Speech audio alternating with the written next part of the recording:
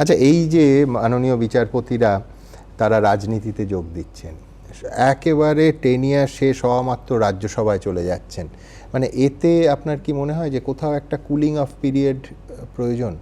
আমি আবার সেই পুরনো, আপনি শুরুতে যেটা বলেছিলেন, রাজনৈতিক সচেতনতা এবং রাজনীতির মধ্যে যাওয়া, এই দুটোর সম্পূর্ণ একটা ভিন্ন অ্যাপ্রোচ অলটুগেদার। বিচারপতিরা যথেষ্ট রাজনৈতিক সচেতন এবং সমাজের সর্বস্তরের লোক রাজনৈতিক সচেতন, সেটাই তো স্বাভাবিক। সেটা স্বাভাবিক। তার এক্সিস্টেন্সে নির্ভর করছে সে কোন রাজনৈতিক এনভায়রনমেন্টের মধ্যে থাকে, সুতরাং তাকে হতেই হয়। কিন্তু রাজনীতি আমি কেন করব? আমার খুব আপত্তি আছে একটি কথায়, সেটা হচ্ছে পলিটিক্যাল কেরিয়ার। পলিটিক্স কারোর কেরিয়ার হয় নাকি? এখন কিন্তু এটা অ্যাকসেপ্টেবল যে এই কাজটা করলে ওনার পলিটিক্যাল কেরিয়ার ক্ষতিগ্রস্ত হবে। তো কেরিয়ার হিসেবে যদি কেউ পলিটিক্স করতে চায়, তাতে আমার তীব্র আপত্তি আছে।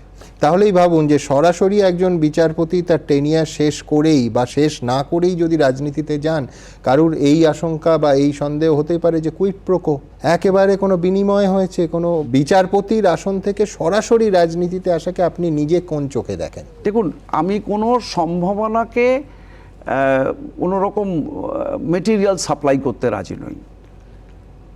জনগণের perception based on a fact, এই ফ্যাক্টটাতে যদি তার এই ধারণা তৈরি হয়ে থাকে, যেটা খুব সঠিক ধারণাই বলবো, আমি কেন তাতে একটু সংযোগ করব? হ্যাঁ, আমি রাজনীতি, যে বললাম, রাজনৈতিকভাবে আমি সচেতন, কিন্তু সরাসরি রাজনীতি করার মতো এনভায়রনমেন্ট, ওই যে বললাম পলিটিক্যাল কেরিয়ার, কোনো ইচ্ছে আমার নেই কোনো রকম পলিটিক্যাল কেরিয়ার তৈরি করার।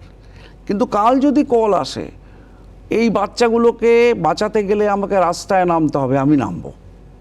ওই শিশুকে সঠিক পথে ডাইরেকশন দিতে গেলে আমার বাংলার শিশুরা অল ইন্ডিয়া লেভেলে কন্টেস্ট করে সারা ভারতবর্ষের বুক উজ্জ্বল করার মতো জায়গায় তাদের নিয়ে যাওয়ার জন্যে কোনো পলিটিক্স করা দরকার, তাহলে আমি করব।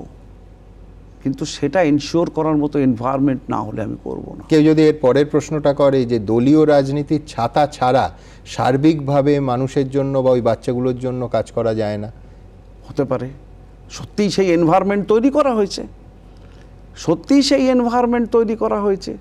দলীয় রাজনীতি ছাড়া করা যাবে না। দলীয় রাজনীতি করতে গেলে যে জায়গায় আপনাকে কম্প্রোমাইজ করতে হবে, সেই কম্প্রোমাইজ করার মতো মেটেরিয়াল আপনি হতে না পারলে যাবেন না। সেই রকম প্রয়োজন বুঝলে জাস্টিস বিশ্বজিৎ বসু কোনোদিন দলীয় রাজনীতি করতে পারেন?